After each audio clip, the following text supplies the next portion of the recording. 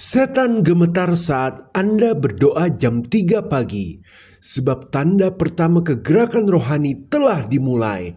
Tembok akan runtuh, visi akan diberikan, dan berkat yang dicuri pasti direbut kembali. Shalom semuanya. Apakah Anda pernah terbangun jam 3 pagi tanpa alasan? Itu bukanlah kebetulan, tapi merupakan panggilan Tuhan untuk Anda mau berdoa. Jam-jam dini hari, khususnya sekitar jam 3 pagi, telah lama dikenal sebagai waktu yang sakral, karena di sanalah saat di mana terjadi pergumulan besar antara daging dan roh. Daging ingin tidur, tetapi roh rindu berdoa. Tapi, ternyata lebih dari itu alasannya.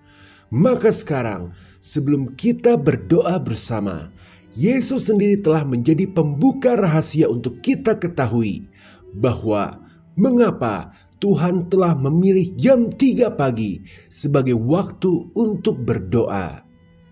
Yesus, doa jam 3 pagi dapat menghasilkan keputusan yang mengubah sejarah. Bayangkan saat dunia terlelap, Yesus justru memilih bangun dan berdoa. Untuk apa? Untuk mengubah sejarah. Tercatat setiap kali Yesus mau menghadapi momen krusial dalam pelayanannya, dia selalu menarik diri ke tempat sunyi dan berdoa sepanjang malam. Salah satu contoh dapat kita baca dalam Lukas 6 ayat 12. Maka waktu itu pergilah Yesus ke bukit untuk berdoa, dan semalam-malaman ia berdoa kepada Allah. Ini adalah doa Yesus di malam hari. Sebelum keesokan harinya, dia memanggil 12 rasul, yakni orang-orang yang nantinya menjadi pilar penyebaran Injil ke seluruh dunia. Ya, selain ayat itu, kita pun bisa berulang kali melihat bagaimana doa di malam hari mendahului momen-momen besar dalam perjalanan Yesus. Jadi doa jam 3 pagi sesungguhnya lebih dari sekedar disiplin untuk menyalipkan daging. Tetapi ini mengungkapkan bahwa setiap keputusan yang dapat mengubah hidup atau sejarah memerlukan campur tangan Tuhan yang didapat dalam tempat yang tersembunyi, yakni dalam kesunyian dan keheningan jam 3 pagi. Di sanalah kita dapat berkonsultasi dengan Tuhan atas segala keputusan yang dapat kita ambil. Contoh di ayat tadi, doa Yesus di malam hari mampu menghasilkan keputusan berupa nama-nama 12 rasul yang akan dipilihnya besok, di mana dari 12 rasul tadi cikal bakal gereja akan lahir, dan akhirnya sejarah pun berubah dari suram menjadi penuh harapan. Semua oleh karena hasil keputusan yang didapat dari doa jam 3 pagi itu. Pelajaran bagi kita, ingatlah momen-momen yang mengubah sejarah termasuk mujizat seringkali lahir dari doa di jam-jam sunyi seperti jam 3 pagi. Saat Anda tiba-tiba terjaga atau tidak bisa tidur, itu bukan insomnia atau susah tidur, tetapi itu adalah undangan untuk diajak rapat sama Tuhan. Karena Anda sebentar lagi mau dipakai menjadi alatnya Tuhan untuk mengubah sejarah. Sama seperti doa Yesus jam 3 pagi mendahului pemilihan ke-12 rasul yang akan mengubah dunia. Akan ada keputusan yang hebat lahir dari Anda yang mungkin saja langsung terjadi di waktu matahari terbit. Luar biasa. Sampai di sini amin. Tetapi mengapa jam 3 sih? Maka jam 3 pagi adalah waktu tergelap sebelum fajar. Maka itu waktu paling terang bagi surga. Siapa di sini yang sering merasakan gerah di malam hari? Perasaan matahari udah tidak ada. Kok masih gerah?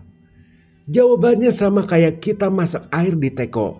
Pas dimatiin itu api, tekonya tentu masih panas. Perlu waktu agar teko itu tidak panas lagi. Demikian bumi, pada saat seharian dihajar panas matahari, butuh waktu untuk menjadi dingin kembali. Maka jam 3 pagi sebelum fajar menyingsing adalah waktu di mana kondisi suhu itu paling dingin, selain juga paling gelap. Dan ngomong-ngomong soal gelap, Yesus tercatat sering berdoa di kala waktu masih gelap. Seperti di Markus 1 ayat 35, pagi-pagi benar, waktu hari masih gelap, ia bangun dan pergi keluar. Ia pergi ke tempat yang sunyi dan berdoa di sana. Perhatikan bahwa ini adalah pilihan yang disengaja. Yesus memilih untuk bangun, meninggalkan rumah, dan mencari tempat sunyi untuk berdoa ketika hari masih gelap. Mengapa? Karena Tuhan ternyata sedang ingin memberitahukan kita pesan penting bahwa gelapnya malam, terutama di jam-jam dini hari seperti jam 3 pagi, saat mata kita susah melihat apa-apa, justru dapat membuat kita lebih peka terhadap terang Tuhan. Logikanya, seperti mata kita yang hanya bisa melihat bintang dengan jelas di tengah malam yang gelap, tetapi tidak dapat melihatnya di siang hari. Karena semakin gelap suatu keadaan, semakin kita mampu menyadari keberadaan cahaya. Dan bukankah Tuhan kita Yesus adalah terang dunia? Yohanes 8 ayat 12. Maka Yesus berkata pula kepada orang banyak, katanya, "Akulah terang dunia. Barang siapa mengikut aku, ia tidak akan berjalan dalam kegelapan, melainkan ia akan mempunyai terang hidup." Maka pencerahan terbesar dari Tuhan dapat kita rasakan dan tangkap tepat ketika kita merasa sedang dikelilingi oleh kegelapan. Dengan kata lain, saat kita bangun jam 3 pagi, saat dunia sedang gelap-gelapnya, ditambah pula suasana hati kebetulan sedang gelap pula. Disitulah sebenarnya kita sedang diundang Tuhan untuk menghampirinya lewat doa, agar kita bisa melihat cahaya surga yang dapat membimbing dan menerangi langkah kita ke depannya. Sekarang, mengapa mesti malam sih? Bukannya kita tinggal kunci kamar, tutup jendela, lalu matiin lampu. Jadi deh suasana gelap seperti jam 3 pagi. Maka alasan berikut ini akan menjawabnya. Waktu tidur yang terganggu adalah kuncinya. Ada sebuah nubuatan yang bunyinya sangat dahsyat dan telah menjadi jawaban tentang mengapa tidak bisa hanya sekedar mematikan lampu. Jadi dalam nubuatan ini ada hubungan misterius antara tidur yang terganggu dengan pesan yang datang dari Tuhan. Nubuatan itu ada dalam Yoel 2 ayat 28. Kemudian daripada itu akan terjadi bahwa aku akan mencurahkan rohku ke atas semua manusia. Maka anak-anakmu laki-laki dan perempuan akan bernubuat. Orang-orangmu yang tua akan mendapat mimpi. Teruna-terunamu akan mendapat penglihatan. Kata kuncinya ada dalam kata mimpi. Jadi ketika kita tiba-tiba terbangun di tengah malam, khususnya jam 3 pagi, bisa jadi itu bukanlah mendusin biasa, tetapi Tuhan yang sedang membangunkan Anda untuk memberikan wahyu atau pesan. Jadi segera ingat-ingat, apakah Anda barusan bermimpi? Atau apa kira-kira yang Tuhan sedang ingin sampaikan kepada Anda? Atau mudahnya, apa yang Tuhan taruh dalam pikiran Anda saat itu? Atau apa yang Anda resahkan? Seperti dalam kisah Yusuf, di mana dia mendapat pesan Tuhan lewat mimpi. Ketahuilah, Tuhan yang sama dapat memberikan pesan pribadi kepada Anda. Ya, ini tidak mungkin terjadi pada waktu siang, sebab biasanya di siang hari kita pasti tidak sedang lagi tidur, di mana tidak mungkin bisa bermimpi. Sedangkan janji Tuhan berkata bahwa Dia akan memberikan pesan lewat mimpi. Tapi mungkin ini berlaku sebaliknya pada orang yang bekerja di malam hari, yang tidurnya justru di siang hari. Lalu sekarang, Setelah kita mendapat pesan yang kita yakini dari Tuhan, maka Roh Tuhan telah dicurahkan. Segera bangkit untuk berdoa, meskipun itu jam 3 pagi. Ibarat kata dorongan atau keresahan dalam hati adalah kode dari Tuhan agar kita mau segera mendoakannya supaya mujizat pertolongan bisa terjadi dalam hidup kita. Contohnya seperti kisah Paulus dan Silas yang dipenjara di Kisah Para Rasul 16 ayat 25 sampai 26. Tetapi kira-kira tengah malam Paulus dan Silas berdoa dan menyanyikan puji-pujian kepada Allah, dan orang-orang hukuman lain mendengarkan mereka. Akan tetapi terjadilah gempa bumi yang hebat sehingga sendi-sendi penjara itu goyah, dan seketika itu juga terbukalah semua pintu dan terlepaslah belenggu mereka semua. Bukannya tidur, tetapi Paulus dan Silas berdoa. Ini menunjukkan bahwa mereka bersedia memprioritaskan Tuhan di atas segalanya. Mujizat pun terjadi. Mungkin mimpi Paulus dan Silas saat itu ingin mendapat pembebasan demi kemajuan Injil yang memuliakan nama Tuhan. Maka sekarang, apa mimpi Anda?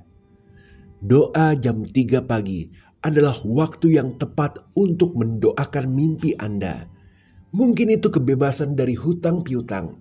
Mungkin itu kesembuhan dari sakit, baik fisik maupun finansial. Hubungan retak yang ingin dipulihkan. Atau bahkan mimpi itu adalah visi masa depan yang Tuhan berikan. Doakanlah di jam 3 pagi. Ketenangan pada dini hari itu juga merupakan waktu yang ideal untuk merenung dan introspeksi diri. Dan ingatlah hal yang keren ini. Saat Anda memutuskan untuk berdoa, tindakan Anda akan dianggap luar biasa. Karena minimal Anda sudah berkorban untuk tidak tidur, sehingga ini akan mengirimkan sinyal-sinyal ke surga bahwa situasi Anda saat ini memang benar-benar membutuhkan campur tangan Tuhan untuk menolong. Mungkin sudah lama Anda tidak melihat mujizat pertolongan Tuhan. Mungkin keadaan Anda sekarang terasa gelap. Harapan mulai sirna dan hati dipenuhi pertanyaan. Tuhan, mengapa semua ini terjadi? Mengapa terasa tidak adil? Tetapi ingatlah, Yesus sendiri pernah mengalami pergumulan yang berat di Taman Getsemani. Jam 3 pagi, dia berdoa dengan darah bercampur keringat, hatinya remuk dan sedih. Maka sekarang, apapun waktunya, mari kita sejenak bersama datang kepada Tuhan dalam doa. Satukan hati kita dalam doa sepakat ini dan serahkan segala beban kepadanya. Bapa kami yang bertahta di kerajaan surga, di tengah pergumulan hidup yang kami alami ini, kami datang kepadamu dalam doa sepakat. Buka mata rohani kami, ya Tuhan, agar kami melihat rencanamu yang tersembunyi dalam setiap kesulitan yang kami hadapi. Seperti Engkau menopang Yesus waktu menjadi manusia di Getsemani, topanglah kami untuk bangun, berjaga, dan tetap percaya dalam doa. Tuhan, kami memohon terobosan, baik itu dalam hal keuangan, kesehatan, hubungan pekerjaan, maupun pendidikan kami. Patahkan segala belenggu yang mengikat kami. Apakah itu kesalahan masa lalu kami, kekurangan kami saat ini, maupun rencana jahat yang iblis coba bangun di masa depan? Jamah hati bila Engkau melihat ada yang lagi terluka.